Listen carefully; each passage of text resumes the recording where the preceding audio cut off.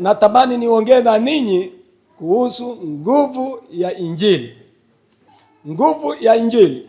Fungua Biblia yako kitabu cha Wakorinto sura ya kwanza.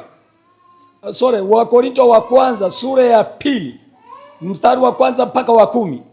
Basi ndugu zangu, mimi nilipokuja kwenu sikuja niwahubiri siri ya Mungu kwa ufasaha wa maneno wala hekima, maana naliazimu nisijue neno lolote kwenu ila Yesu Kristo naye amesulubiwa. Mstari wa 3. Nami nalikuwako kwenu katika hali ya udhaifu na hofu na matetemeko mengi, na neno langu na kuhubiri kwangu hakuwa kwa maneno ya hekima yenye kushawishi akili za watu, bali dalili za Roho na za nguvu, ili imani yenu isiwe katika hekima ya wanadamu, bali katika nguvu ya Mungu. Walakini iko hekima tusemayo kati ya wakamilifu, ila si hekima ya dunia hii, wala hao wanaoitawala dunia hii wanaibatilika, bali twanena hekima ya Mungu katika siri, ile hekima iliyofichwa, ambayo Mungu aliazimu tangu milele kwa utukufu wetu, ambayo wengi huitawala dunia hii hawaijui hata moja. Maana kama wangalijua wasingalisulubisha Bwana kwa utukufu,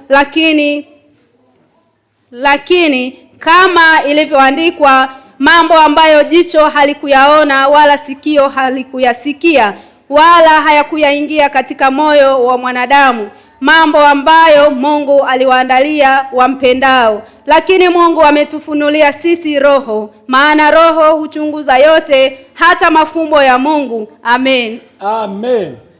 Asante sana Baba, ninakushukuru kwa ajili ya ujumbe huu, ujumbe wa nguvu za Injili.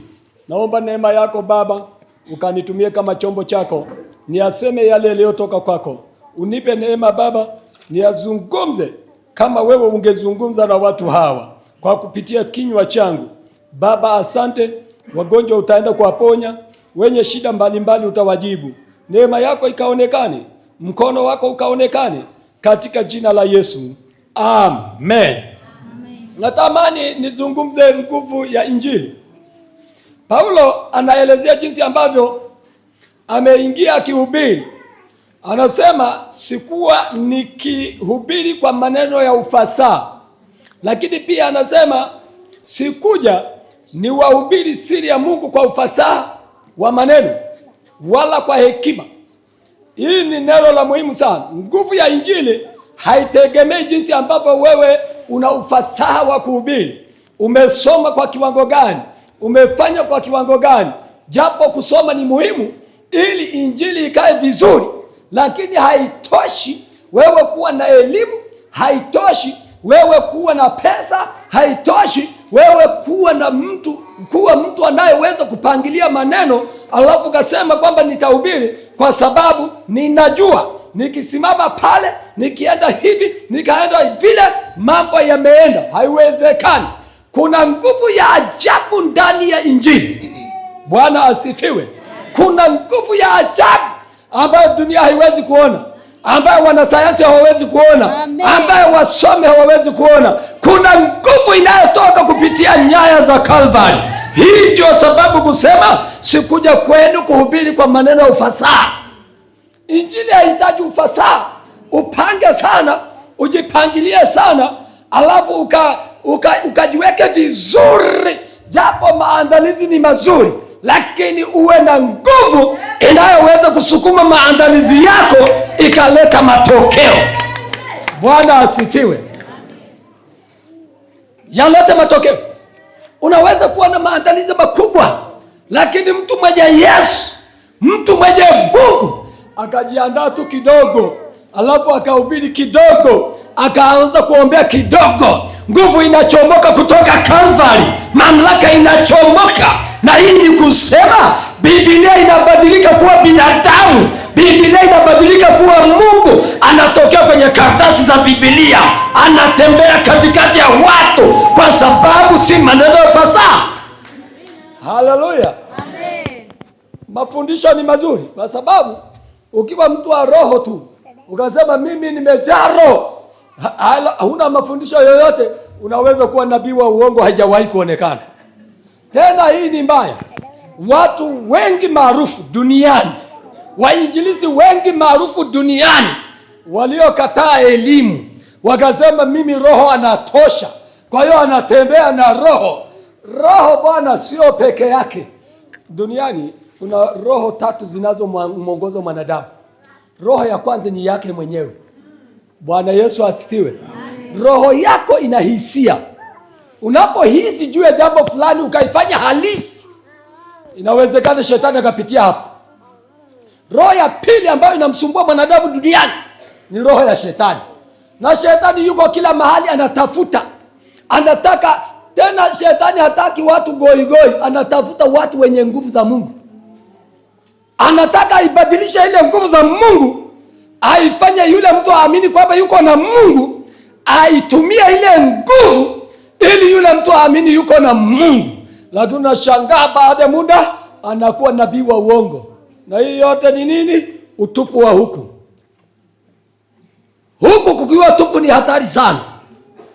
Bwana Yesu asifiwe. Amen. Ukasema mimi Bwana roho ananitosha, sihitaji elimu, sihitaji kusoma, sihitaji kujiendeleza, mimi naingia tu kwenye maombi, nainuka na mafunuo. Umepotea mapema. Bwana Yesu asifiwe. Utakuwa umepotea nini? Mapema. Alafu ukasema mimi nasoma sana, nitakuwa na diploma, nitakuwa na degree ya kwanza, nitakuwa na degree ya pili, nitakuwa doctor of divinity. Huna roho, unakuwa farisayo balaa. Sasa leo nataka nizungumze nguvu ya Injili. Nguvu ya Injili inaweza kwenda sawasawa na vile ambavyo pia wewe umejiandaa. Na shetani anawatafuta watu ambao wanataka kuwa wa kiroho sana. Shetani hana shida na boya. Ukiwa boya wa kiroho hana shida na wewe, maana ni wa kwake. Lakini ukiwa fire, unatembea na Yesu, anazunguka, anakutafuta. Sasa nizungumze mambo 3 ambayo shetani anawaangusha watu wa aina hiyo. Jambo la kwanza ambalo linamwangusha mtu wa aina hiyo ni tamaa ya heshima au maarufu. Shetani anajua amehangaika na wewe, amekushindwa katika mambo mengine yote. Amekushindwa kwa uzinzi, amekushindwa kwa udanganyifu, amekushindwa kwa uongo. Anakutafuta kwa namna yote, haiwezekani. Na umekuwa maarufu. Sasa kina mama Anita wanawaombea watu kwenye simu kule Moshi, watu kwenye operation kule mapepo anawaangusha. Ni watu maarufu. Sasa mambo ya kujichunga sasa nataka niwaambie. Bwana Yesu asifiwe. Mambo ya kujichunga. Akisha kufikisha hapo, umekuwa mtu maarufu, anasema hakuna shida. Huma umosi tunaingia. Utataka umaarufu, utataka uheshimiwe na kila mtu akuseme. Na ile sifa unaichukua moyoni, na huzui watu kukusema, huzui watu kusifu. Kwani wewe upo wakati wanazungumza huko? Inapokuja ile sifa, inafika masikioni mwako, sema Baba, utukufu ni wako. Ni wewe tu wamekuona, sio mimi. Unashangaa Mungu anakuongezea mamlaka, anakuongezea umaarufu, anakuongezea nguvu, anakuongezea mamlaka dhidi ya mapepo wabaya. Sasa hii ni hatari ambayo unatakiwa uondoe kwenye njia zako. Usikiondoa utakuwa salama. Na manabii wengi wale unawasikia kwenye redio wanachukua ule utukufu kwa sababu yale mambo hayakutoka kwa Yesu mwenyewe. Kwa hiyo mtu ambaye mambo yake hayakutoka kwa Yesu mwenyewe, ukimsifu kila mahali, yeye anapokea kila kitu cha kwake. Kuna vitu vingine ambavyo si vya kwetu kabisa. Vinatakiwa viende kwa mwenyewe. Ukitaka nguvu ya Injili iwe ndani yako, Mungu akitenda, peleka sifa kwa Yesu. Kiwete ametembea, peleka sifa kwa Yesu. Mungu amenena, peleka sifa kwa Yesu. Utashangaa vitu ambavyo Mungu atafanya katika maisha yako. Bwana asifiwe. Mungu atafanya jambo la pili ambalo unatakiwa ujiepushe nalo ukitaka nguvu ya injili iwe ndani yako. Jambo la pili, kiburi. Kiburi. Yaani ukishafika mahali una kiburi, ukajifanya wewe ndio mtu special kuliko watu wote, wewe peke yako, kisha habari yako huna tena future. Na shetani ni mbaya. Kiburi ni dhambi mbaya kuliko dhambi zote. Shetani, tabia ya dhambi ni kuambie, kabla sijamaliza jambo la tatu. Tabia ya dhambi iko hivi. Hii ni tabia ya dhambi na ni kanuni yake. Unapotenda dhambi kwa siri, kwa mfano unakuwa na kiburi kwa siri, dhambi inayotendwa siri inakuweka hadharani, inakuumbua baada ya muda si mrefu. Hii ni tabia ya dhambi. Wewe umetenda siri, inakuibua kutoka huko, inakuweka hadharani. Ondoa kiburi. Ukiondoa hayo, Mungu ataendelea pamoja na wewe. Natamani nizungumze na wewe kuhusu nguvu ya injili, lakini nikupitishe katika mambo ambayo yanaondoa nguvu ya injili. Bwana asifiwe. Amen. Jambo la tatu, mafunuo ya uongo. Mafunuo ya uongo. Mungu ameniambia, Mungu amenifunulia. Unafikiri unatafuta umaarufu kwamba wewe unaota ndoto, una maono, na kwa namna hiyo sio kwamba niko kinyume na maono, si niko kinyume na ndoto, niko kinyume na yale ambayo Mungu anakuonyesha. Hapana. Hayo yapo, mtu anaonyesha. Sasa epuka kuleta mafunuo ya uongo ambayo si halisi. Itakupeleka mafichoni. Hata kama Mungu alikuwa anazungumza na wewe, ukishajichanganya na mafunuo yasiyo ya kweli, unashangaa Mungu anasogea. Hapo ndipo shetani anakupeleka mafichoni. Sasa amepata namna ya kutumia, kwa sababu umepokea kile ambacho yeye mwenyewe anataka. Hivi ni vitu vya kuepuka. Nguvu ya injili, ili uendelee kuwa na nguvu ya injili. Bwana asifiwe. Amen. Lakini jambo la nne, tamaa ya madaraka. Tamaa ya madaraka. Unataka kuwa tu mtu ambaye atasikilizwa wewe kwa sababu una kipawa fulani. Tamaa ya madaraka. Na hii imewamaliza watu wengi wenye huduma kubwa. Uinjilisti umegawanyika katika namna nyingi. Kuna wanaohubiri injili, kuna wanaotoa kwa ajili ya injili, kuna wanaoimba kwa ajili ya injili. Wote hiyo imewamaliza. Baada ya kuonekana ufanye jambo fulani, anataka kuwa mtu mkubwa, anataka asikilizwe. Hapana, tunamtumikia Mungu aliyetukuka. Hakuna mwenye sifa ya Mungu hata moja. Utukufu wote lazima uende kwa Mungu. Amen. Ili kutunza nguvu ya injili. Jambo la tano ambalo unatakiwa uepuke nalo na uenda haraka namna hiyo kwa sababu ya muda, ni ubinafsi. Mtu anakuwa mbinafsi. Mungu amempa karama, amempa vipawa, anakuwa mbinafsi. Hili nalo uondokane nalo. Bwana asifiwe. Amen. Hilo nalo uondokane nalo. Na jambo lingine ambalo litakupeleka ushindwe injili ni kukataa shule. Ukikataa shule, umekataa injili. Ukikataa shule, umekataa nguvu za Mungu. Maana kuna watu wengi ambao wanakataa shule.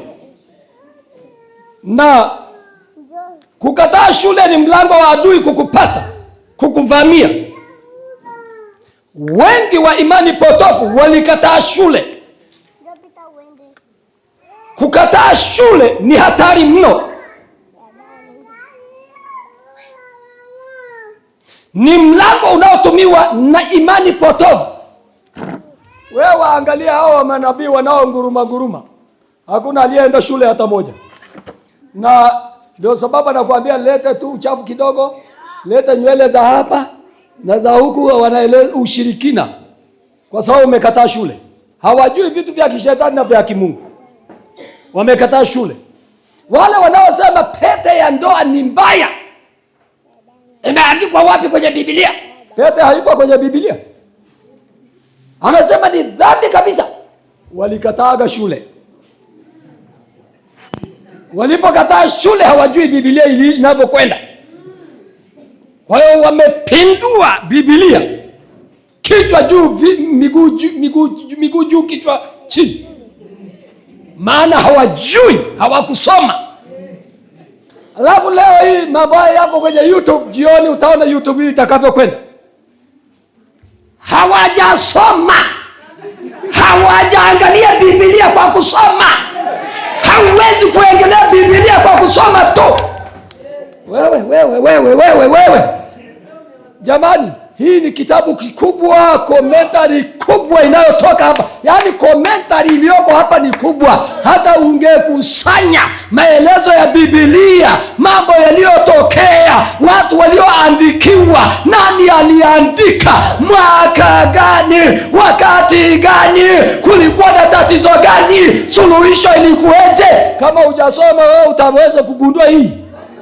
Unaibuka unasema Biblia ni pori. Na ni pori kwa sababu hutaki shule. Na kwa kuwa hutaki shule, sasa unahubiri vya moyoni, vya akilini. Huku ni kujiua kwa habari ya Injili. Kama unataka Injili, soma Biblia, kaa mbele ya mwalimu akufundishe. Wewe unasema Roho ananitosha. Roho atakutosha. Yesu mwenyewe alikaa na wanafunzi miaka 3.5 akawafundisha miaka 3.5 wanakaa na Mungu mtu. Alafu unasema siendi chuo cha Biblia, sitaki shule ya wanafunzi na maandiko. Maana shule imegawanyika katika sehemu kuu 4 katika TAG. Shule ya kwanza ni shule ya wanafunzi na maandiko, huko ni darasani. Shule ya pili ni chuo cha kupanda makanisa. Shule ya tatu ni chuo cha diploma. Alafu huko mbele degree mpaka PhD. Alafu wewe hutaki chochote kati ya hizo. Unasema naenda kuhubiri Injili. Unaenda kuhubiri Injili au unaloga? Unaleta mafunuo ya kichwa chako. Unaleta mafunuo ya mizimu ya nyumbani kwenu. Unajua kuna watu wanaoteshwa na mizimu Wateshwa na mizimu. Unaleta mafunuo ya jini la mama yako. Alafu unasimama unasema Bwana amenionyesha. Bwana mtu mwenyewe ukimwangalia ana shida. Anataka atatue matatizo ya watu. Ukitaka Injili yako iwe hai, kubali shule, kaa mbele ya mwalimu, tafute Bwana ili ufanye huduma kikamilifu. Hapo je?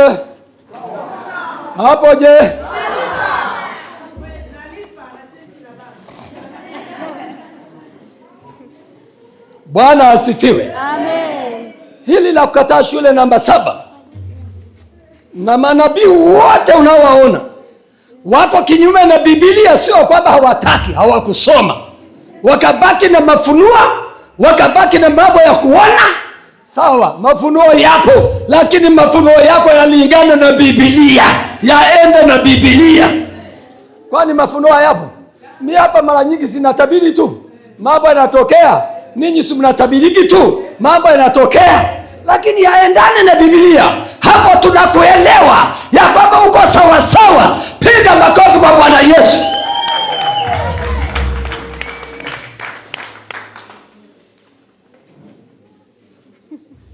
Wewe unazungumzia habari ya sadaka ya kondoo wa kuchinjwa na kuteketezwa.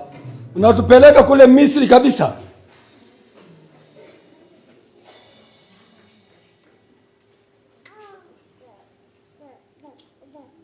Paulo anaelezea, anasema Injili si maneno ya ufasaha, lakini ni ukweli ulio wazi. Sasa sikiliza, anasema si maneno ya ufasaha. Maneno ya ufasaha, hiyo ni falsafa ambayo mwanadamu ameipanga na mpangilio wa maongezi, anakupangia hotuba, ndio maneno ya ufasaha. Kwa maana nyingine, hotuba iliyoandaliwa kiufundi.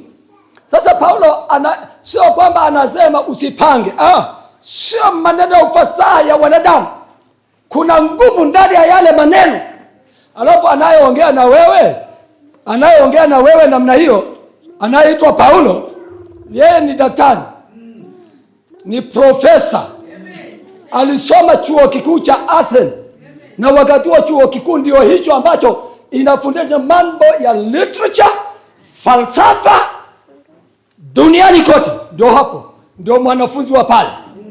Sasa huyu jamaa anakataa elimu au anakubali?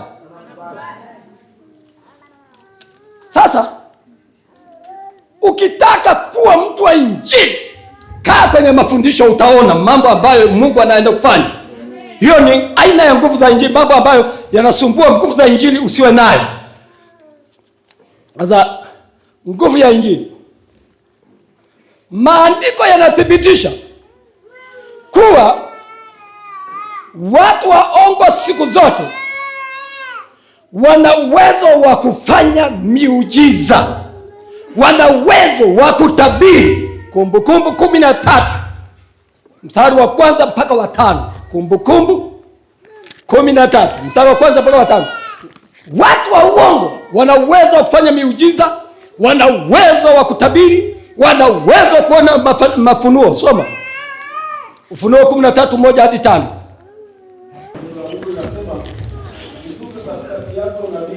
Au mwotaji wa ndoto akitolea ishara au maajabu, ikatukia hiyo ishara au hiyo ajabu aliyokwambia, akisema, na tuifuate miungu mingine usiyoijua, tuitumikie hiyo, wewe usiyasikilize maneno ya nabii yule au yule mwotaji wa ndoto, kwa kuwa Bwana Mungu wenu ni wajaribu apate kujua kwamba mwampenda Bwana Mungu wenu kwa mioyo yenu yote na roho zenu zote. Asante. Wanaweza wakatabiri, lakini wakakuelekeza katika njia isiyo sawa. Anasema usiwafuate, hata kama ile aliyotabiri imetimia. Hata kama imetimia, usimfuate, kwa sababu ni nabii wa uongo. Shetani ana macho. Shetani ana macho. Hao manabii wanaotabiri ambao hawatokani na Mungu, sio kwamba wanatabiri bure. Ana uwezo wa kuona mpaka nguo zako za ndani. Alafu akikutajia, wewe unasema ameonaje? Huyu ni nabii. Majamaa yana macho ya kipepo, roho ya utambuzi. Lazima uwaelewe. Na jaribu kufanya ili injili yako ikae vizuri. Usiige watu ambao hawako sawa na Biblia, ambao hawatembei na Biblia, ambao hawasomi Biblia. Kuna wengine wanatabiri hata Biblia hawasomi, wala hata hawasomi, na watu wamewaamini. Ni upotoshaji. Lakini pia jambo lingine ni kampeni mbovu ya shetani. Shetani tangu mwanzo anaendesha mateso ya Injili. Iko kampeni ya shetani duniani ya kupoteza umuhimu wa Injili ili watu wapuuzie Injili. Kwa mfano, ukitaka kuona kampeni za shetani, ukiona kampeni za shetani, wewe angalie mpira. Wewe angalia mpira. Mpira hata kama ni wa watu wadogo, una mashabiki wengi. Kweli sio kweli? Mashabiki wengi kila mahali. Na watu wanaweza pigana wala hawachezi kule uwanjani, wako huko jukwani. Kwa nini? Kwa sababu tu Messi pale amekosa goli akazomewa, mashabiki wake wanainuka. Watu wanapigana kwa sababu tu ya ngozi. Wanaacha vitu vya muhimu. Wewe ona jinsi ambavyo shetani na kampeni mbovu. Sisemi msiangalie mpira, sisemi kwamba msio mashabiki, lakini unaweza ukagundua kitu kinachoendelea katika ulimwengu wa roho. Wewe una pikipiki ya mkopo, umekopa pikipiki, jioni mrejesho unahitajika, unaenda kwenye banda la mpira, alafu unakaa pale, umepaki pikipiki pale, unaangalia Messi anaingiza goli, anaingiza pesa, Maradona anaingiza pesa, Wewe uko pale kazi yako kupiga makofi. Humu kuna shida. Huko unajua pikipiki lenyewe ni la mkopo. Ujue kwamba kuna shida. Jinsi kampeni mbaya ya shetani. Anapiga kampeni injili. Ukiweka injili na mpira kwenye viwanja vya karibu, injili haitapata watu. Tashangaa wote wanaenda kwenye mpira. Wanakesha. Alafu kwenye jukwaa la mkutano hamna mtu. Kampeni mbaya ya shetani. Na siku zote kazi yake ni kuharibu injili. Na anatafuta vitu kila siku anabuni. Na anabuni mbinu mbalimbali kuwateka watu wasio na ufahamu. Alafu shetani wa mpira msijui hayumjui mzee, haumjui mama, haumjui msichana. Kila mtu yuko huko. Taona na simu zao. Wametolewa bwana. Moroko wametolewa, wapi wametolewa? Wamebaki fulani na angalio fulani. Kwa jina la Yesu akili yako iponywe, ufahamu wako uponywe, ukatambue hila za shetani. Ukatambue hila za shetani. Mtu uliokoka unakaa kwenye mpira, watoto wanalala njaa. Unajua dunia hii sasa mahali tumefika. Wanawake wanaenda kuchukua usukani. Na ni halali. Sisi rais mwanamke, mkuu wa mkoa mwanamke, wa wilaya mwanamke, na nchi inakwenda. Wewe unasikia kelele hapa Babati, unasikia kelele Manyara. Lakini wanawake hawataki kazi, wanaenda kwenye mpira. Na hakuna namna. Kwa sababu gani? Wewe angalia. Kwa nini wasichukue usukani? Lakini Biblia tangu mwanzo imesema mwanamke ni nini? Ni kichwa. Sasa kichwa kikishindwa, wangapi hapa tukiuliza wanaume wangapi wako kwenye vikoba? Ila kwenye karata mpo, kwenye puli mpo. Si unaona?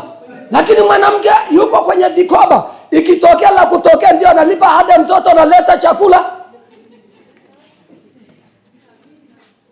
Hizo zote hila za shetani. Mwanaume uondolewe kwenye nafasi. Ana kampeni mbaya ya hatari. Ya hatari. Ukija kwenye jamii, mama ndio anayehangaika na watoto. Haya, ukija kwenye jamii, wazee wamekuwa wazee. Unashangaa vijana wapo hata saa nyingine wana mali kabisa. Hakuna naangalia baba wala mama. Unashangaa binti ameolewa Dar es Salaam, nyumbani ni Babati. Vijana wa kiume wote wamezunguka baba na mama. Hakuna anayempelekea kitu chochote. Unashangaa binti ametoka kule na gari yake anakaa pale nyumbani na wake, mambo sawa. Tumetekwa hatujatekwa? Hila ile ya shetani. Ana hila nyingi ya kuharibu. Kuna vitu vya kuangalia. Kuna vitu vya kuangalia ili injili isonge mbele. Sasa hila zingine alizozipata baada ya wanawake kuinuka kwenye injili, tunaona kwenye mitandao wanavyosumbua. Wanaume sasa wamekuja tena, shetani ameenda kwa wanaume. Wanawake wameamua, wanafanya kazi. Shetani anakuja tena kwa wanaume, anasema Biblia inakataza mwanamke asiwe mchungaji, asiwe mwinjilisti, asizungumze mbele ya watu. Si mnaona sasa? Si mnaona? Wanaume wanainuka, wazo kutoka shetani. Biblia inasema mwanamke asiwe mhubiri, asiwe mchungaji. Hii vipi mbona wanavaa kola? Mawazo ya shetani imekuja tena upande walioamka, wanakatishwa moyo ili wasiendelee mbele. Kwa jina la Yesu, akili yako iponywe, ikafunguliwe. Nguvu ya injili. Hivi wanaume na wanawake wepi wengi duniani? Sasa wewe hata akili tu za kawaida haikusaidii. Ukiwa na jeshi la watu 500,000, alafu hutumie hata 2,000,000, unatumia 1,000,000, unasema sisi ambao ni wanaume, maana wanawake ndio wengi, ndio jeshi kubwa. alafu unawaweka pembeni, wewe peleke mwenyewe, upeleke injili duniani. Taifa lolote ambalo limeacha nusu ya wanajeshi wake wasiende vitani haitashinda kamwe. Haitashinda. Najaribu kukuonyesha hila za shetani katika injili. Bwana, wote mlioko hapa, wote ni wainjilisti. Ukiwa mwanafunzi wewe ni mwinjilisti. Ukiwa kijana wewe ni mwinjilisti. Ukiwa mama wewe ni mwinjilisti. Na shetani ana hila tena katika hilo. Watu kujitambua kuwa wainjilisti. Maana kazi ya mwinjilisti ni kuleta habari njema, kupeleka habari njema kwa wale watu waliopotea. Habari njema haiwezi kuwa habari njema bila watu kuambiwa maana ya habari njema. Isipomfikia mtu haiwezi kuwa habari njema. Inaweza kuwa habari njema pale inapofika kwa watu. Bwana asifiwe. Sasa inatakiwa ukitaka nguvu ya injili ifanye kazi ndani yako, jitambue kwamba mimi ndiye mwinjilisti. Jitambue kwamba nina nguvu za Mungu. Jitambue kwamba Mungu ameniumba kwa ajili ya hili kusudi. Jitambue kwamba bila mimi kwenda hakuna mtu atakaye kwenda. Jitambue kwamba mimi nisipohubiri watu wataenda jehanamu. Jitambue kwamba wewe usipoenda Mungu atakuhukumu. Ujitambue kwa namna hiyo. Usipojitambua wewe kila siku ni kubugia ugali mwanzo mwisho, Januari mpaka Disemba, kwa sababu hujitambui.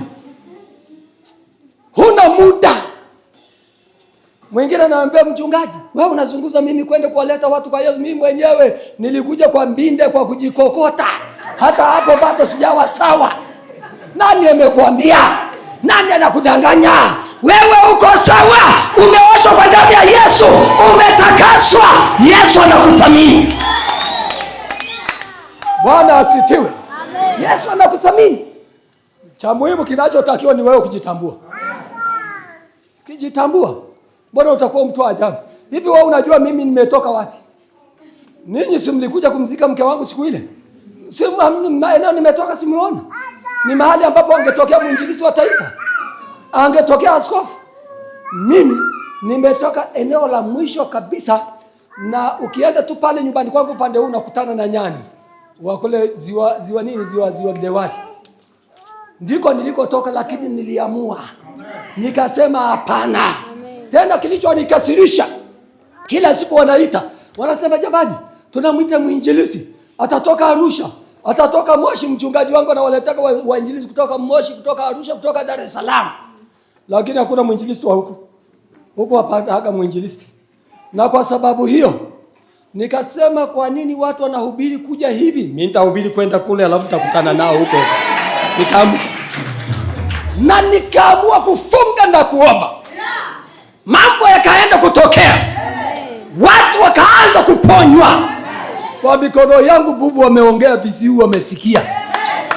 Kwa mikono yangu hata vipofu wameona. Nikiwaombea. Lakini nimetoka hapa kwenye zamu ya wainjilisti wa taifa, nikafika Mwanza, kanisa la pale mjini, kanisa kubwa. Na mimi nikapangwa pale. Nimeenda pale. Unajua eneo lako kama ni eneo duni, hata wewe unakuwa dunia. Nimepelekwa pale. Nimefika. Saa nilipo mwangalizi akanipeleka. Akasema bwana, akamwambia yule mchungaji, nimemleta mgeni wako wa mkutano, ni huyu hapa. Akasema akaniangalia, akasema ametoka wapi? Akasema ametoka Manyara. Manyara. Kaangalia chini.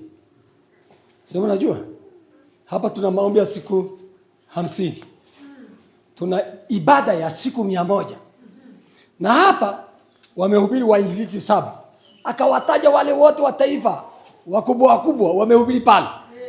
Sasa kama ni wewe hapo unasemaje? Huyu sasa ametoka Manyara, amekuja kufanya nini? Sasa mimi nikamsikiliza.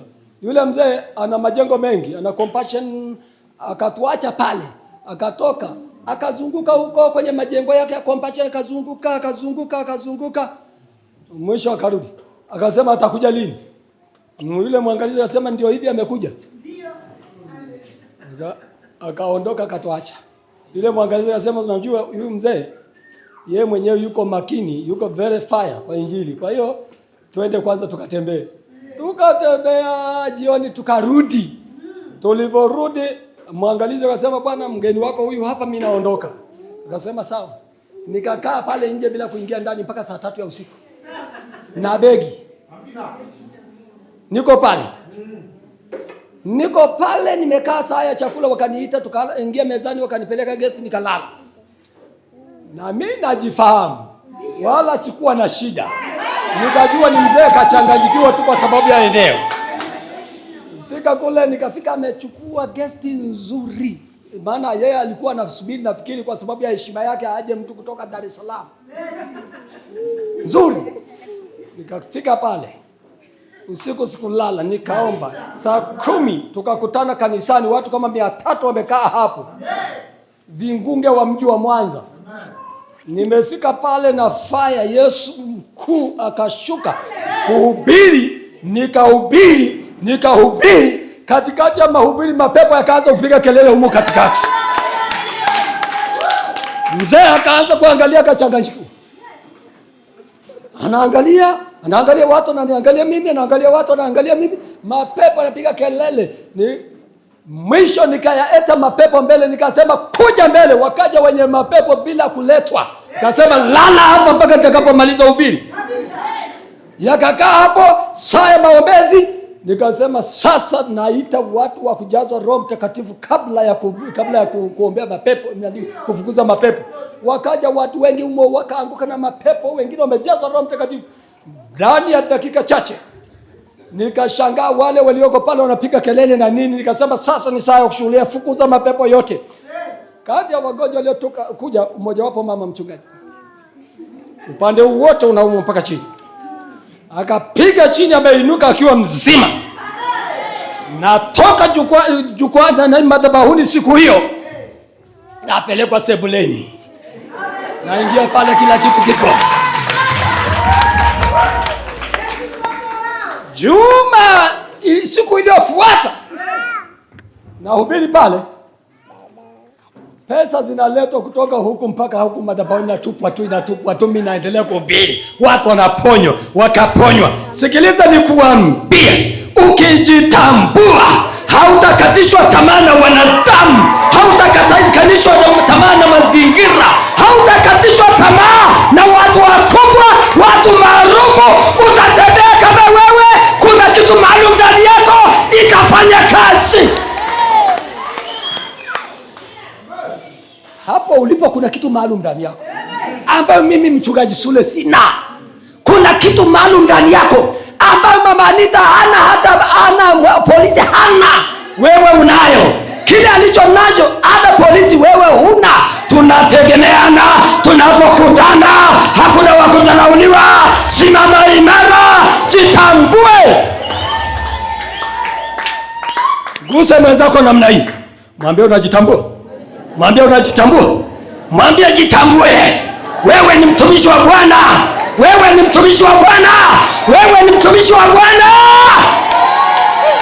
Sasa sikiliza, kujitambua ni jambo la muhimu. Usipojitambua kila mtu atakudharau.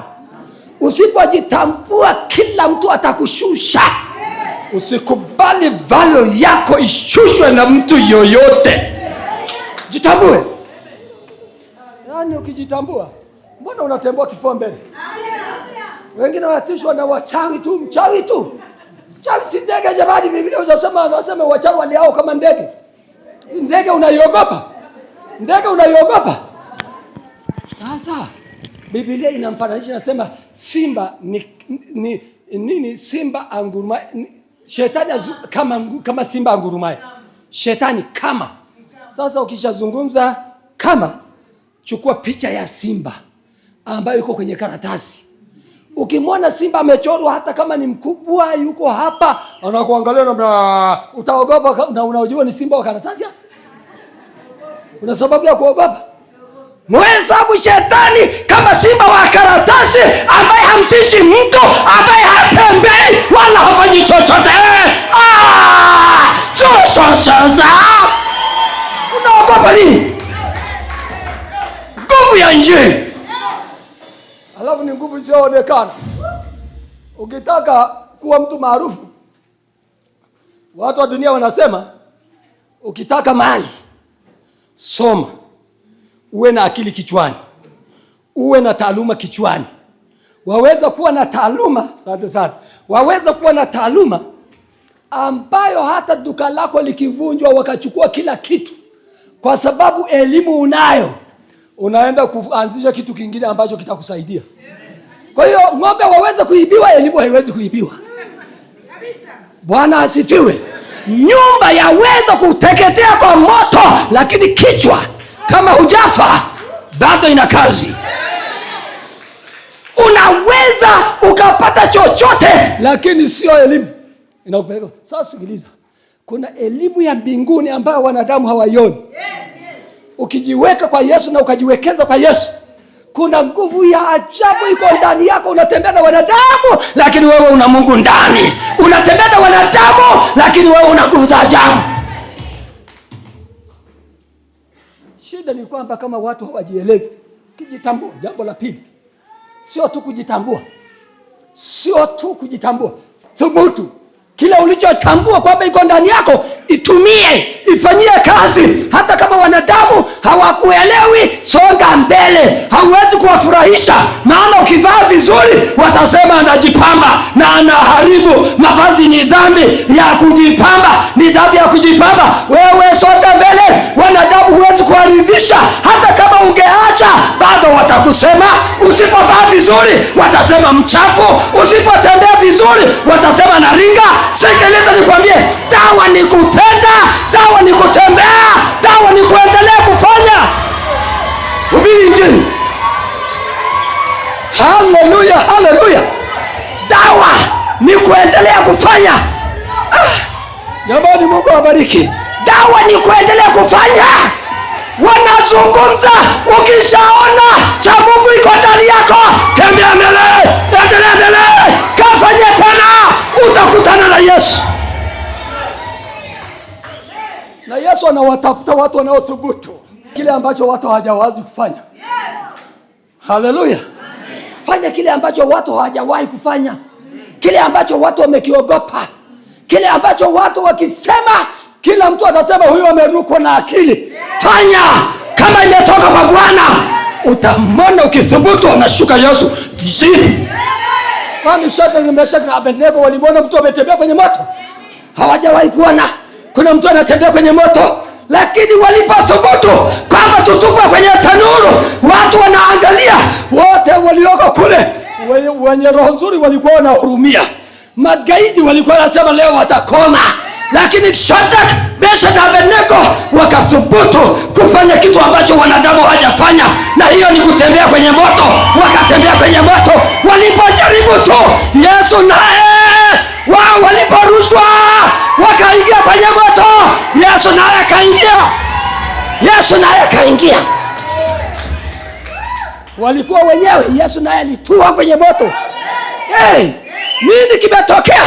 Hilo hata Yesu mwenyewe ilimshangaza. Ilimshangaza Yesu. Ni nani huyu? Tanuri inaongezwa mara 7. Tena kwa taarifa, sio kwa kukamatwa tu. Wakaambiwa geukeni, mkigeuka mtapona, maana msipogeuka tanuri mara 7 inawahusu. Majamaa wakakoma, wakashuka kwenye tanuru. Waliposhuka Yesu akashangaa, akasema na mimi nashuka. Wakashuka wote, wakatembea wote. Mwisho, wajua hao Wajemi unaowaona sasa hivi wanapigwa na Marekani ni kichwa mbovu tangu zamani. Maana wao wanawekeaga sheria, ikishatiwa muhuri na mfalme haibadiliki. Hata kama wameharibu, ni kwenda mbele kwa sababu ya kichwa mbovu. Haina marekebisho. Na sasa kilichotokea, majamaa walipothubutu kufanya kile ambacho wanadamu hawakufanya, Yesu alishuka. Hilo likamshtua kila moja, ikamshtua mfalme, ikashtua mawaziri, ikawashtua watu wote. sheria ikabadilika, sheria ikabadilika, sheria ikabadilika, sheria ikabadilika. Maana kuna watu wamethubutu, maana kuna watu wamethubutu.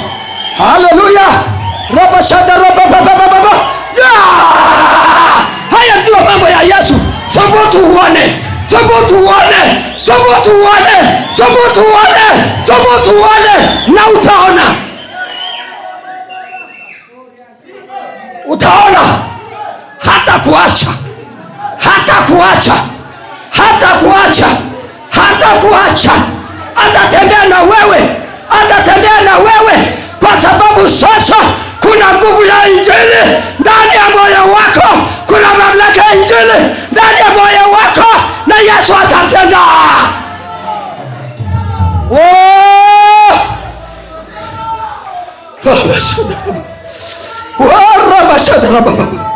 Mbona shetani anaipiga Injili vita namna hii? Mbona shetani anaipiga Injili namna hii? Kwa sababu ni uwezo wa Mungu uleta wokovu kwa kila aminiye. Haijalishi uko wapi, ukiamini kuna uwezo wa wokovu, kuna uwezo wa wokovu, kuna uwezo wa wokovu. Simama kwa miguu yako, simama kwa miguu yako. Na Bwana Yesu ameshuka, na Bwana Yesu anatembea. Kuna uwezo wa ajabu, kuna nguvu za ajabu. Thubutu kufanya yale ambayo watu hawajafanya, thubutu kufanya yale watu ambao hawajafanya. Unaweza ukaniuliza, unasema ni nini ambacho watu hawajafanya? Unaweza ukaniuliza ukasema nifanya nini? Angalia kwa askofu mtoka mbali, alitangaza miaka 10 ya mavuno, akatangaza miaka 13 ya uamsho. Watu wakaogopa, wakasema inakuwaje? Bwana anatangaza hadharani haya mambo yasiyotokea, haya mambo yasipotokea.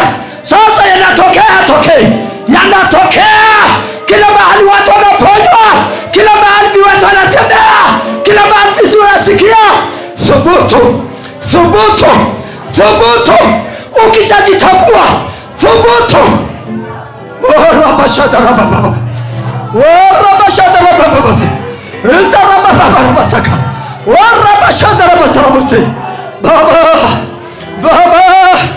Baba, shuka katikati yetu, shuka katikati yetu.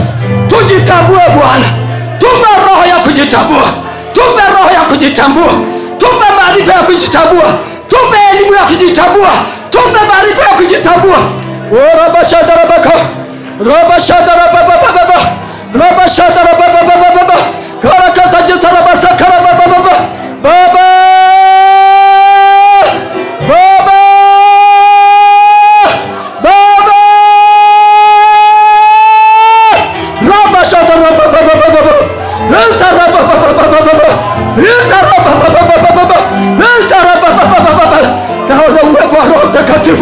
Roho anashuka na uwepo wake, Roho anashuka na nguvu zake, Roho ameshuka na mamlaka yake, Roho ameshuka na utendaji wake, Roho ameshuka mahali hapa. Anawatafuta wanaume na wanawake, anawatafuta vijana wa kiume na wa kike, anawatafuta watoto ili awajaze, ili awape nguvu, ili kuwa na nguvu ya Injili katika maisha yao.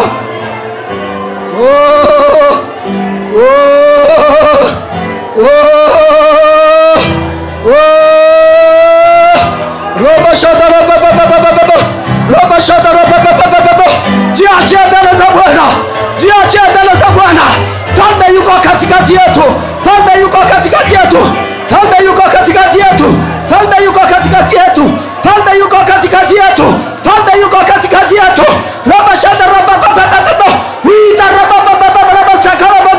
Yesu asikupite, Yesu asikupite. Anawabatiza watu kwa Roho Mtakatifu, anawabatiza watu kwa Roho Mtakatifu. Yesu asikupite, Yesu asikupite. Na Bwana Yesu, na Bwana Yesu katika ulimwengu wa roho, na Bwana Yesu katika ulimwengu wa roho. Mbatizaji mkuu wa roho, mbatizaji mkuu wa roho, mbatizaji mkuu wa roho zetu.